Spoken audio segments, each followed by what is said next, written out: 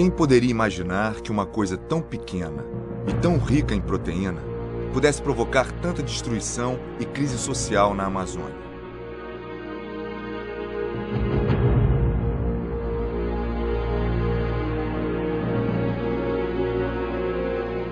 A expansão da soja na Amazônia tem atraído grandes fazendeiros de outras regiões do Brasil, que se mudam para cá com a ambição de se tornarem ricos rapidamente. Mas tudo tem o seu preço. Comunidades locais são ameaçadas e expulsas de suas terras, e a floresta é destruída para dar lugar à soja. Para o Brasil, tudo em nome do progresso. Mas para aqueles que perderam suas terras e viram a destruição que a soja trouxe para a região de Santarém, o avanço da fronteira agrícola na Amazônia não significa nada a não ser devastação e miséria.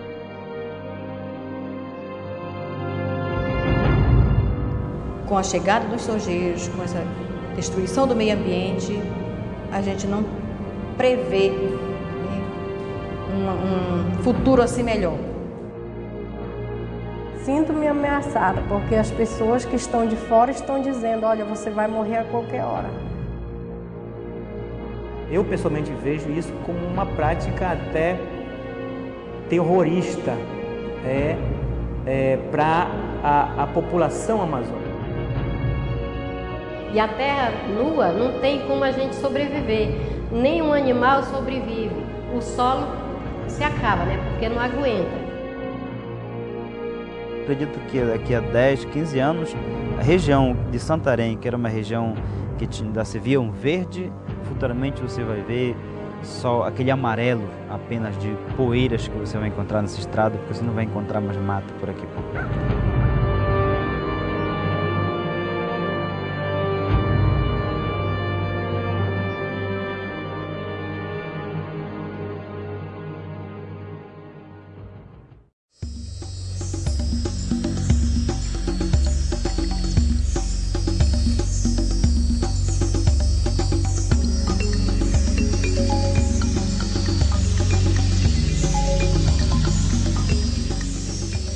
Ninguém pode negar o valor ecológico da Amazônia. A maior floresta tropical do planeta possui uma biodiversidade riquíssima, que ainda não é totalmente conhecida. A biodiversidade amazônica tem sido muito decantada recentemente como a maior biodiversidade do planeta, e provavelmente isso é verdade. Localizada na América do Sul, a Baía Amazônica se espalha por 8 países, mas é no Brasil que se concentra a maior parte de sua floresta. O número de espécies, a estimativa desse número de espécies, ela varia grandemente, porém é enorme. São milhares de espécies de árvores, né, diferentes, árvores grandes. São muitos milhões de espécies de insetos. Cada vez que se faz uma estimativa, o número cresce. A última que eu vi estava em torno de 30 milhões de espécies de insetos. Ou seja, é uma diversidade muito rica.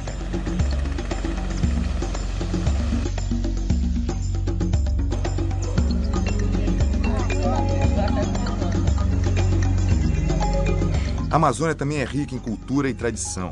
Cerca de 20 milhões de pessoas e mais de 180 povos indígenas vivem nesta região.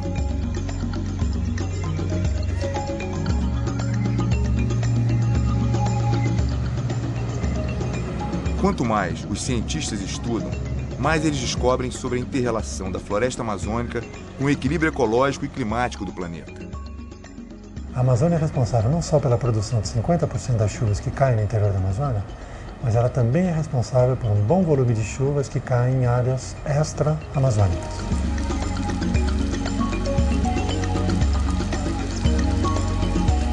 Yes, Amazonia is very important for the global climate because it's one of the major sources, global sources of water vapor in the global atmosphere.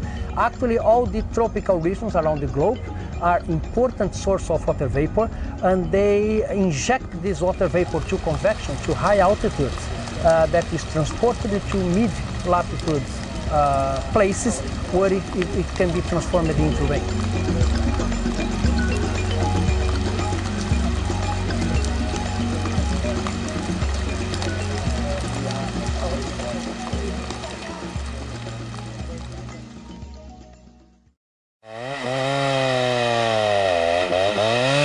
Nos últimos 30 anos, a floresta tem sido destruída. Geralmente, os modelos de desenvolvimento visam um lucro rápido, em vez da proteção do meio ambiente para as futuras gerações. Como consequência, uma área de floresta do tamanho da França já desapareceu. If you deforested the Amazon basin, you could reduce the amount of and the flux of water vapor to more temperate regions affecting the hydrological cycles far away from Amazonia. Se a tendência de destruição continuar, cientistas estimam que a Amazônia pode desaparecer nos próximos 30 ou 40 anos. Se isso acontecer, as consequências para o equilíbrio climático e para o ciclo de chuvas do planeta podem ser desastrosas. For example, south part of Brazil is a strong receptor of water vapor emitted from Amazonia, as well as all the Latin American regions. But there are modeling results that indicate that even the United States and Europe could be affected.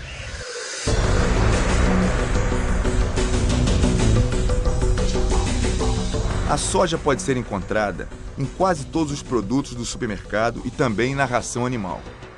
Por causa do crescimento da população mundial e da grande demanda por carne e produtos ricos em proteína, a soja se tornou a queridinha do mercado internacional. A produção global de soja cresce sem parar a cada ano. Em 2003, foram 186 milhões de toneladas. Em 2004, 200 milhões de toneladas. Em 2020, estima-se que a produção de soja chegue a 300 milhões de toneladas por ano. Os principais produtores de soja são Estados Unidos, Brasil e Argentina. Brasil e Estados Unidos competem pelo primeiro lugar nas exportações de soja. O Brasil adotou uma política econômica agressiva para alcançar o seu objetivo sem se importar com os impactos socioambientais. O grande problema da soja no Brasil é que o Brasil continua sendo um grande exportador de matéria-prima. O Brasil exporta grande parte da sua soja in natura, sem nenhum tipo de beneficiamento. Então, para se manter a arrecadação nos mesmos níveis e crescendo, né, do componente soja na economia brasileira, ela crescer, né, conforme a economia brasileira cresce, precisa se ampliar a fronteira agrícola, precisa se produzir cada vez mais.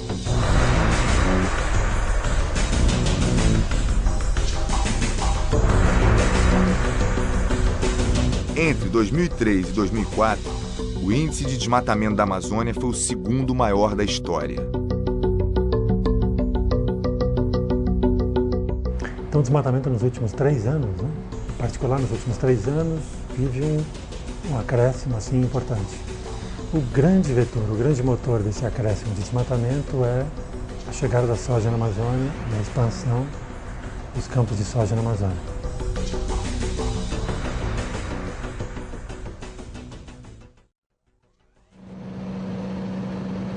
A relação entre a destruição da Amazônia e a expansão da soja é clara, irrefutável e bem documentada.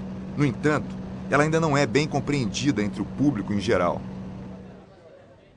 90% das pessoas entrevistadas pelo ISER em 2004 apontaram o desmatamento indiscriminado como uma ameaça real à preservação da floresta.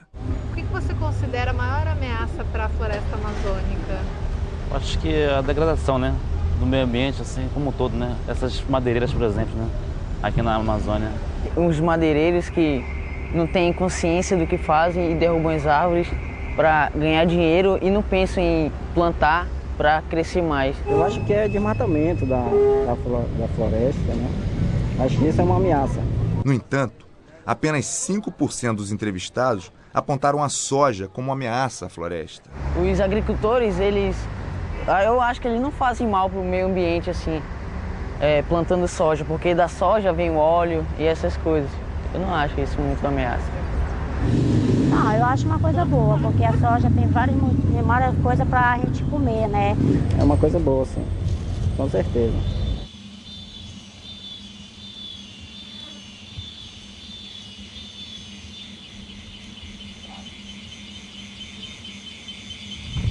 Olha a prova de que era floresta. Deixando de lado as pesquisas e a ciência, há quem conheça profundamente os problemas associados à expansão da soja na Amazônia. A soja, ela é legal, ela é rica em proteínas, mas a floresta, ela tem uma biodiversidade que ainda nem foi estudada e que ela pode gerar uma riqueza muito maior do que isto. E para o povo da terra. São 20 milhões de brasileiros que vivem hoje na Amazônia. A soja está invadindo, está derrubando a floresta em toda a região de Santarém, de Belterra e dos municípios do Baixo Amazonas como um todo. Então é toda uma floresta, uma biodiversidade sendo destruída para dar lugar à soja.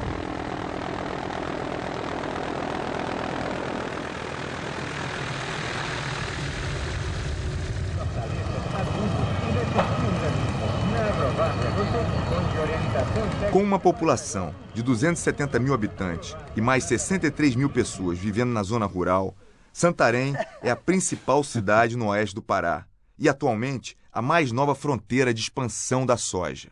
O principal problema da soja na Baixada Santarena é a concentração fundiária.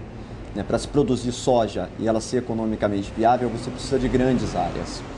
O que vem acontecendo nesse momento em Santarém são produtores vindo do Mato Grosso e do sul do país que compram ou grilam terras de moradores comunitários para transformar em lavoura de soja.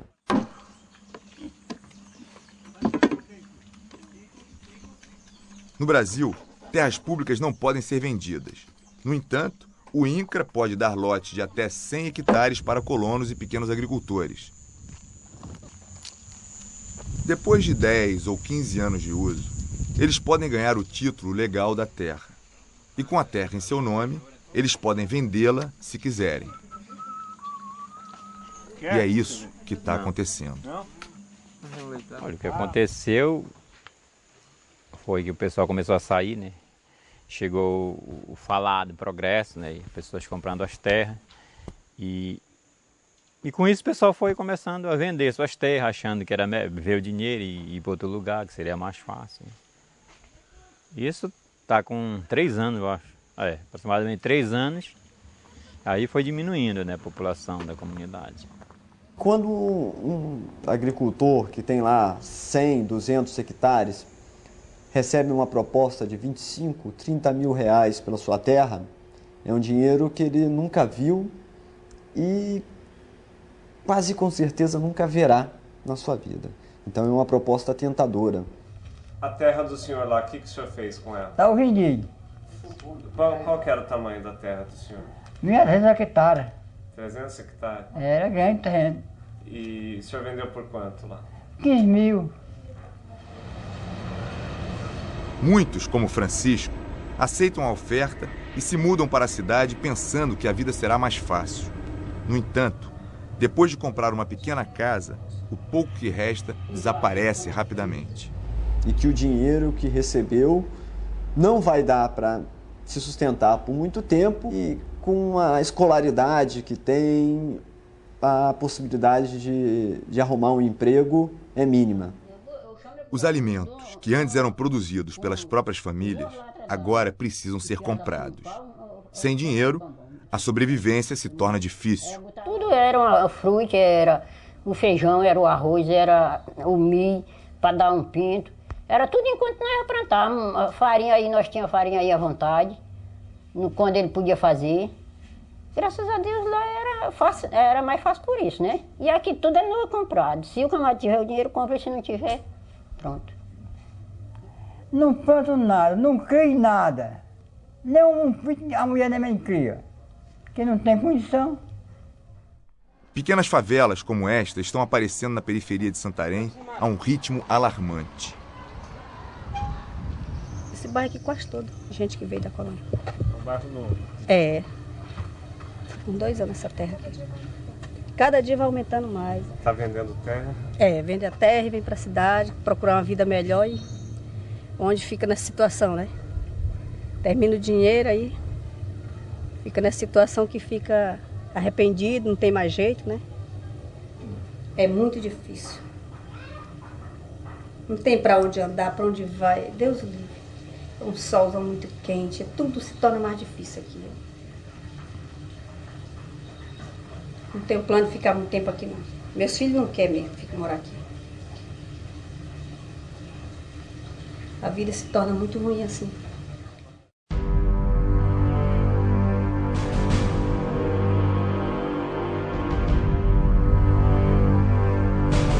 Aqueles que ainda não têm a posse legal da terra ou não querem vender, enfrentam pistoleiros e ameaças. Práticas comuns para a ocupação de terras na Amazônia. Geralmente, em relação à questão fundiária, é a expulsão desses trabalhadores do interior da Amazônia das suas terras.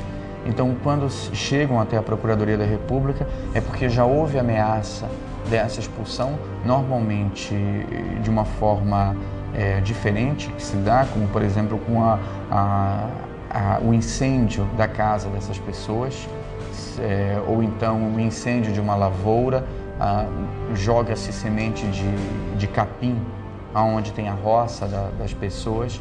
Geralmente é nessa forma em que se dá a ameaça primeira para que esse povo, essa população da floresta saia da área e deixe a área livre para essas pessoas ocuparem. Simplesmente disseram para eles sair de dentro da casa que era deles, que a área era deles, que eles não tinham mais nada. Queimaram a casa e destruíram um bocado do que ele tinha, que não... Né? Quando ele foi lá comigo, que voltou, eles tinham queimado. Foi a casa do pai de Zezinho que foi queimada. A família morava na região há mais de 36 anos. Até pouco tempo atrás, eles plantavam mandioca, pimenta e frutas. A vida era calma até a chegada da soja. Foi agora 2004, foi horrível. Eles queimaram essas... Dia 5, 6 e 7 de novembro de 2004, eles queimaram 20 casas de companheiros aqui, né? Humilharam, pegaram ele na roça, disseram, empurrando com espingarda. Outros eles ficaram de lado, eles assistindo queimar as coisas deles na casa. Nós vivemos aqui um tempo de um terror, de uma coisa horrível. Eu já soube a notícia de que meu barraco já tinha sido destruído, minhas coisas não deu para tirar nada, né? E quando eu retorno, eu encontro, me deparo com um desastre, né? Que tudo perdido. Janite teve 2 casas queimadas nos últimos 3 anos. Tanto Janite quanto Zezinho já deram várias queixas às autoridades. Embora determinados a permanecer na terra, os dois vivem com medo. Não tenho segurança de andar na cidade, assim, tranquila, de eu chegar lá. Eu ando sempre com medo, olhando para os lados. Aí a gente fica até, né, preocupado porque a gente tem família, né? Possa que atinja a gente, mas possa que pegue um filho, uma coisa da um irmão. E essa situação ainda não acabou. E a gente vê nossos companheiros da zona rural, trabalhadores rurais, perdendo suas terras, às vezes até mandado por sojeiros também, invadindo áreas, tomando as casas, queimando casas, sem que as pessoas que fazem isso sejam punidas. Parece que ainda está na força dos grandes ainda, né, para destruir os pequenos.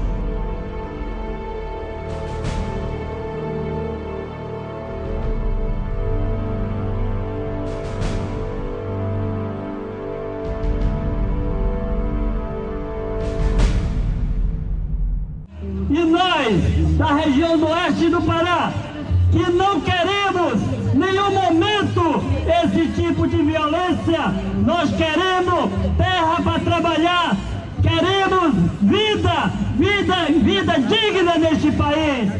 Apesar das ameaças, da grilagem de terras e da violência, as comunidades locais estão se organizando para mostrar para o mundo o que está acontecendo na Amazônia. No entanto, em uma das regiões mais violentas do Brasil, fazer muito barulho é só outra maneira de atrair ainda mais problemas.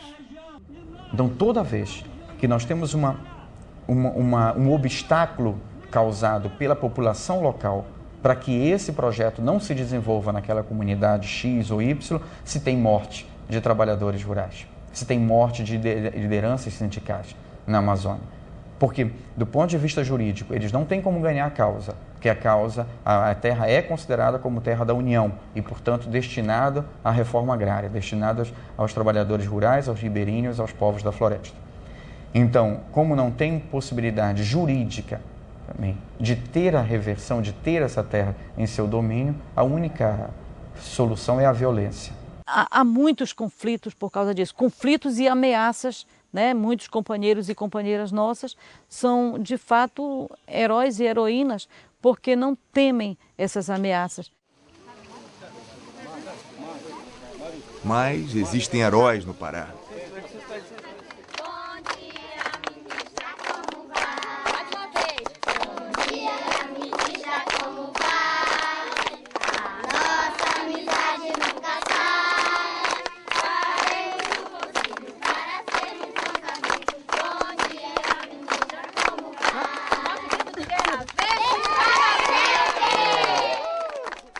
Em fevereiro de 2005, a ministra do Meio Ambiente, Marina Silva, foi a Porto de Mós, a cerca de 3 horas de Santarém, para encontrar um grupo especial de ribeirinhos que nunca desistiu de lutar.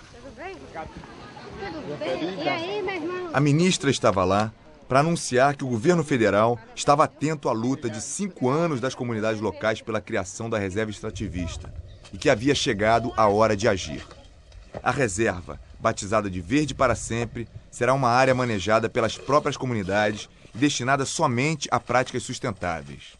O INCRA vai estar colocando dinheiro à disposição para a melhoria das moradias das comunidades num valor de mais de 18 milhões de reais. Ao todo são 22 milhões que estarão entrando esse ano dentro da reserva para a implementação e efetivação da reserva.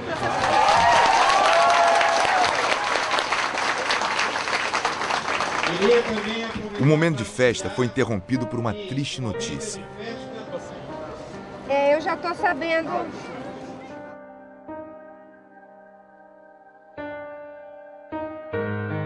Foi um duro recado sobre o alto preço que se paga na luta por um modelo de desenvolvimento mais justo para a Amazônia.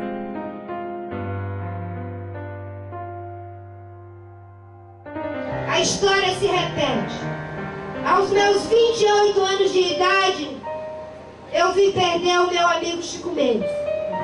Aos meus 47 anos de idade, eu estou vendo assassinar uma mulher, uma freira, que defende a vida, que defendeu os pobres e que contrariou o interesse daqueles que acham que são os donos do mundo. Mas o mundo não tem dono. A missionária Dorothy Stang, ativista dos direitos humanos e ambientalista, foi assassinada com 6 tiros em Anapu, no oeste do Pará. Dorothy tinha 73 anos. Ela lutava a favor de um modelo em que os pequenos agricultores tivessem direito à floresta, tivessem direito a áreas de produção onde poderiam desenvolver atividade sustentável.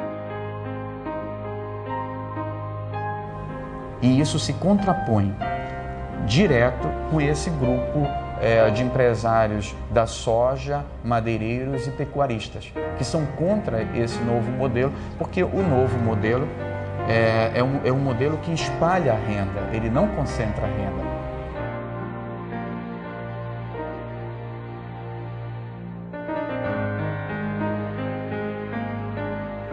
E ela foi assassinada porque o modelo que ela defendia começou a incomodar as pessoas que veem a floresta como um obstáculo, que são incapazes de pensar que a floresta em pé, bem manejada, pode dar rendimentos maiores do que o gado, do que a produção de grãos.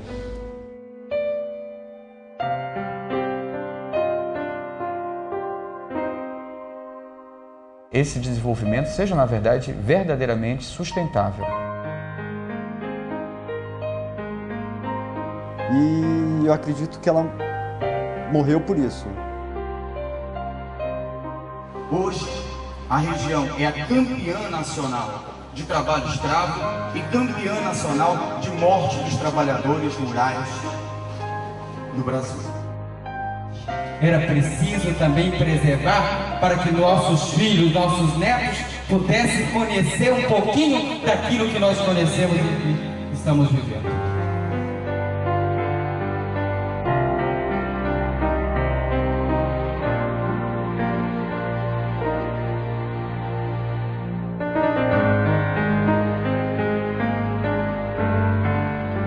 Viva a vida! Viva a vida! Acaba a impunidade! Acaba a impunidade! Viva a floresta! Viva a floresta! E viva a Norte! Viva a Norte!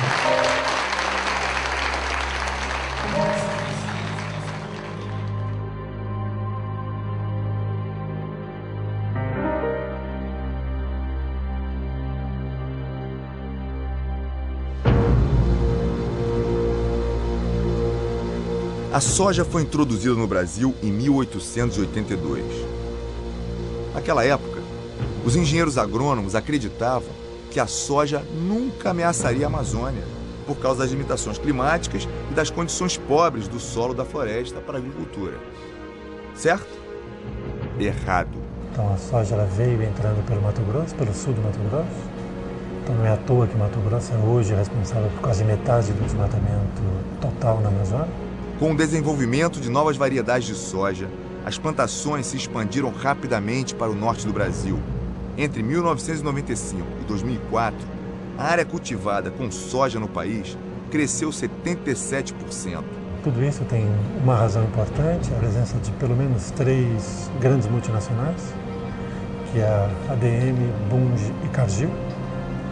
Elas são responsáveis por pelo menos 60% de todo o financiamento da produção da soja. Em Santarém, os problemas começaram quando uma das maiores multinacionais do mundo decidiu construir ali seu porto graneleiro.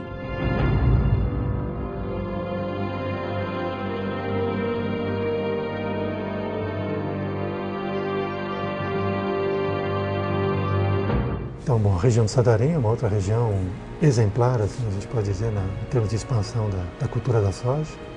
Por 2 razões. Uma é que a região já tinha uma pecuária instalada. Uma segunda razão é que é uma região que tem grandes manchas de cerrado. E um terceiro fator importante que foi a construção pela Cargill de um porto graneleiro na região de Santarém. A Cargill é o maior grupo privado de commodities agrícolas do mundo. É uma empresa de capital americano que trabalha com grãos e é hoje a principal empresa no fomento a atividades agrícolas na floresta amazônica.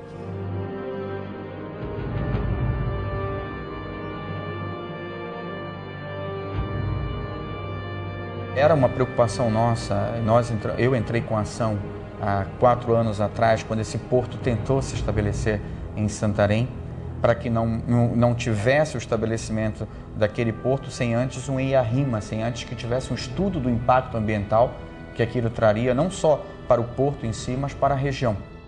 A chegada da Cargill em Santarém foi cercada de polêmica. Segundo a Constituição Federal Brasileira, este tipo de construção exige a realização de estudos de impacto ambiental. Desde o início da licitação, o Ministério Público Federal vem tentando fazer com que a lei seja cumprida. A construção do porto em Santarém se transformou numa batalha judicial. Depois de 4 anos, o Tribunal Regional Federal da Primeira Região decidiu por unanimidade contra a Cargill, mas o porto já havia sido construído. O porto da Cargill em Santarém não é legal. Então se estabelece um empreendimento estrangeiro na região, de grande porte, sem que fossem respeitadas as normas ambientais que não só as leis falam no Brasil, mas que a própria Constituição do Brasil manda. Embora já estivesse operando, o juiz federal de Santarém decidiu em 2004 que a Cargill deveria realizar os estudos de impacto ambiental. Mais uma vez, a empresa apelou da decisão e o caso continua aberto. E ela se instalou ali e atraiu centenas de produtores para a Baixada Santarena sem que nenhum estudo prévio acontecesse. Não existe nenhum estudo mostrando a viabilidade econômica e ecológica da soja na Baixada Santarena. O que acontece lá, no momento, é o maior experimento ao ar livre do mundo. Porto da Cargill, por exemplo, tem Santarém já há uns 3, 4 anos atrás, que era em nome do progresso para a cidade, mas que progresso trouxe até hoje? Empregos que traria para a cidade, que empregos trouxe até hoje? Então, o que nós consumimos está faltando, está acabando. E o que está sendo produzido no lugar daquelas frutas, que é a soja, que são os grãos, eles são levados para fora da região. Quer dizer, o progresso que está chegando é um progresso para fora, para exportação, para pagar dívidas que nós não fizemos. O pessoal, todo mundo sabe que ela não traz, que a soja não trouxe desenvolvimento, não, para os pequenos, não. É uma agressão extremamente grave contra as futuras gerações que vão se desenvolver aqui na região. Nós estamos acabando, nós estamos colocando embaixo recursos financeiros que nós ainda não conhecemos, que nós ainda não temos, não sabemos a potencialidade deles. E estamos acabando sem ao menos termos estudado. Isso é um crime extremamente grave contra as próximas gerações que vão se desenvolver nesta região.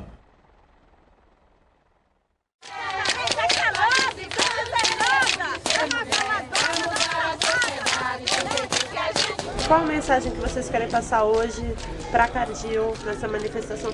É o seguinte, o dinheiro não é o mais importante. O mais importante é a floresta e seus produtos que alimentam a população da região. Nós, mulheres, trabalhando a questão da mulher e meio ambiente, decidimos que a gente não vai mais ficar calado, que a gente vai começar a ter ações pequenas sim, mas que elas com certeza vão ficar grandes quando a gente se juntar com outras entidades.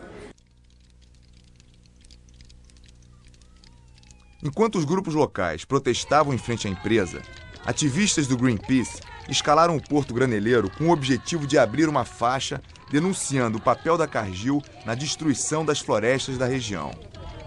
Então o objetivo da manifestação era esse, mostrar o que a Cargill estava promovendo na região de Santarém.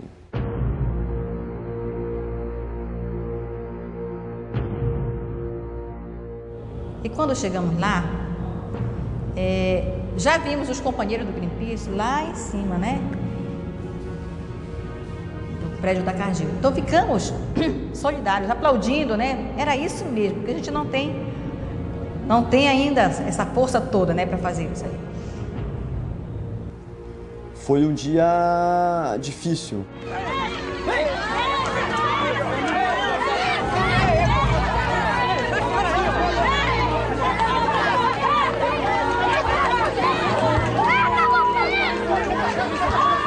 Foi um dia quente.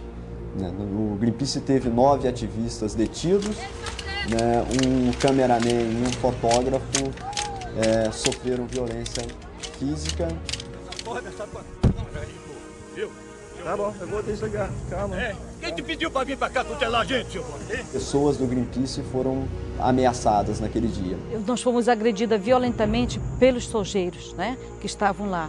Uns 4 ou 5 rapazes fortes, né, homens Rambo, né, foram para cima das mulheres, bateram mesmo nas mulheres. E a gente viu nessa hora a forma como os grandes tratam os pequenos. Enquanto os ativistas eram presos, corriam boatos de que um grupo de sojeiros esperava pela liberação dos ativistas para continuar a violência. Quantos anos os trabalhadores do campo levarão para gerar outros Chico Mendes?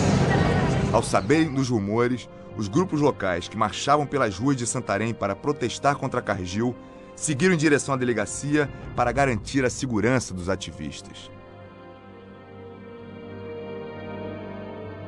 Existiam mesmo entre 20 e 25 produtores de soja e simpatizantes dos sojeiros em frente à delegacia. Com a chegada da multidão, eles se dispersaram. Tem mais vida, nossa vida em Deus seio mais amores. Ó Pátria Amada, idolatrada, salve, salve. E foi muito emocionante, foi muito bonito.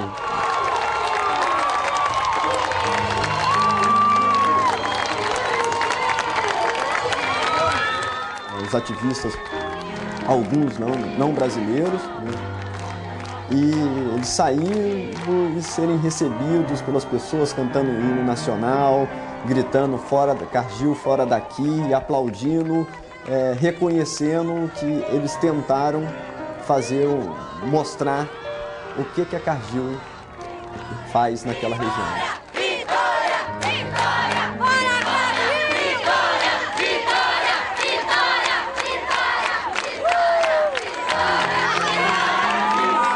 E na união das entidades, das organizações, no apoio das grandes entidades, das grandes ONGs que fazem também esse trabalho em relação ao meio ambiente, em relação aos direitos humanos, que a nossa Amazônia ainda possa resistir a esses projetos que vêm trazer a morte. Nós queremos vida para o nosso povo. E a terra é vida. A terra é mãe.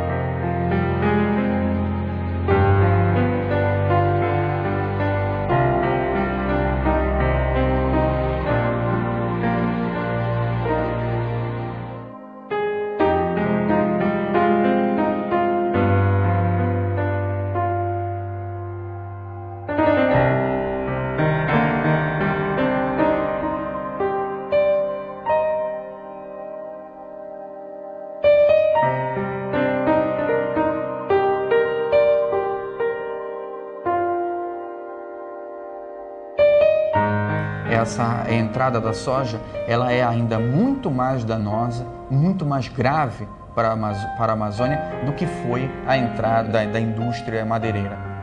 Muito mais grave. Bom, no caso do Pará, no caso do Mato Grosso, quer dizer, a razão óbvia é a fragilidade assim, da presença do Estado. O Estado Federal.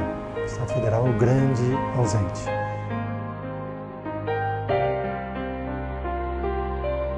A soja, ela beneficia pequenos grupos, os sojeiros, os produtores, enquanto a população fica sem nada.